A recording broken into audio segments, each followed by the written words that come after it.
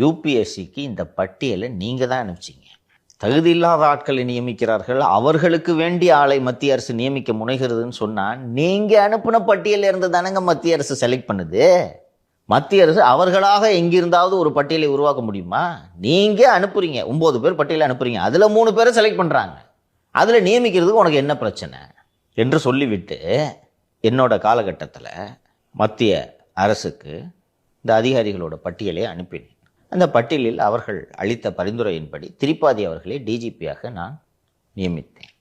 அதற்கு பிறகு நீங்கள் ஆட்சிக்கு வந்த பிறகு திரு சைலேந்திர பாபு அவர்களை இந்த அடிப்படையில் தான் நியமித்தீர்கள், யூபிஎஸ்சியோட பரிந்துரையின் அடிப்படையில் தான் நியமித்தீர்கள். திரு சைலேந்திர பாபு ஓய்வு பெற்ற பிறகு சங்கர் ஜிவாலையும் இந்த அடிப்படையில் தான் நீங்கள் நியமித்தீர்கள். இப்போது என்ன கேடு வந்தது என்று கேட்கிறார். இப்போ பதில் சொல்லணும்ல. இப்போதான் மாநில சுயாட்சி பேசுறாங்க. 2 டிஜிபியை நீங்கள் அப்பாயிண்ட் பண்ணியிருக்கீங்க. 2 டிஜிபியை சைலேந்திர பாபு சேம் மெத்தடில் அப்பாயிண்ட் ஆகுறாரு, சங்கர் ஜிவால் சேம் மெத்தடில் அப்பாயிண்ட் ஆகுறாரு. இப்போ என்னையா உனக்கு சிக்கல்னு கேட்குறாரு. இப்போ பதில் சொல்லிட்டு ரகுபதி சொல்லிட்டு ஒரு வார்த்தை சொல்கிறாரு, அவர் ஸ்டைலில் சொல்கிறாரு. இப்படிலாம் பேசுகிற சட்டத்துறை அமைச்சர் இருக்கிறது நாட்டுக்கே அவமானம்.